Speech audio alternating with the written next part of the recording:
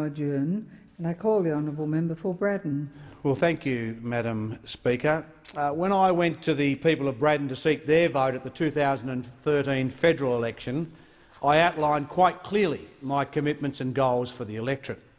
I made local community-based commitments, I outlined regional and statewide commitments, and of course we, as the then opposition, made commitments to the nation as a whole. Well, just over 18 months into the term of this government, I take the opportunity this evening to report back to the voters on the progress of these commitments, whether it be the $3 million funding for the Burnie indoor pool development, whether it be the Devonport Soccer Club redevelopment, $1.1 million, whether it's the Devonport Hockey redevelopment for $200,000, $350,000 for the Smithton Hockey Centre and $100,000 for the Smithton Recreational Ground lighting project, and $85,000 for the Cradle Coast Outriggers to build their own facility. The list goes on.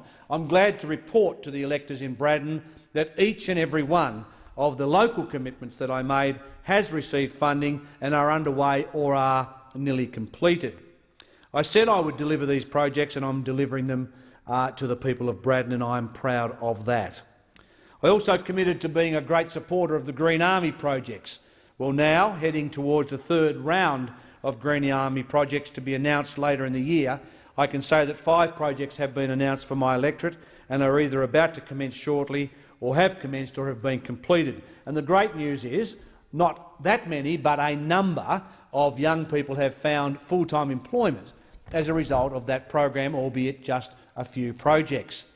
Madam Speaker, as I speak with business throughout the electorate, without a doubt the most pressing issue is freight. Tasmanian businesses have long been disadvantaged by exorbitant freight costs charged for exports. Some people told me horror stories of the costs in relation to this. That is why during the election I committed absolutely to working with a new coalition government to fix the anomaly in the TFES system that supported shipments to Melbourne only if they were not then exported overseas. We promised a Productivity Commission inquiry into freight, and we delivered. And in response to that report, the Prime Minister and I announced $203 million over 4 years to boost the TFES to include exports. This, Madam Speaker, is a game changer for my state. It will allow exporting businesses for the first time to compete with mainland businesses for export growth following the three landmark free trade agreements delivered by this government last year. This means Northwest beef on tables in China, Korea and Japan. It means Northwest milk in the major grocery chains in Asia. And it means our local businesses can export their goods to these countries on a level playing field now with the mainland. There are many things we do well in Braddon, and that includes anything to do with agriculture. That is why this government's $60 million commitment to help build 5 new irrigation schemes in Tasmania, including in Circular Head in my electorate, is so important. It will give year-round access of water to farmers and boost production. This means farmers can get a better return on their investments and employ more people. Above all, voters in Braddon are concerned with employment, and under the previous government, State, ALP, Greens coalition, over 10,000 jobs were lost. In fact, these governments took pride in attempting to destroy whole industries. I'm able to report that since the election, since we've delivered on our commitments, since this government has delivered on all of its commitments, we have managed to stop the shedding of jobs and start to repair the economy. And this comment is based on fact.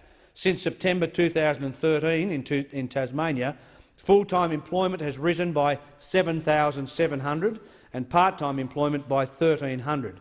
That means total employment in Tasmania has risen now to 239,300. This has seen unemployment rates drop by 1.6% to 6.6%. We're no longer tail-end Charlie in this nation. There is a long way to go, Madam Speaker, to undo the damage of the previous Labor governments in the Tasmanian economy, but we, together with the Will Hodgman-led Liberal government in Tasmania, are doing our absolute best to get the Tasmanian and the Northwest economy back on track. Now, Madam Deputy Speaker, every now and again I see former members of parliament, former members of the then government calling for a return to their policies. Well, I make the commitment to Braddon that I'll never return to their job-destroying policies. I will continue to rebuild the economy and to build on the work we've already done to see over 800,000 people return to paid employment in this state. I thank the House.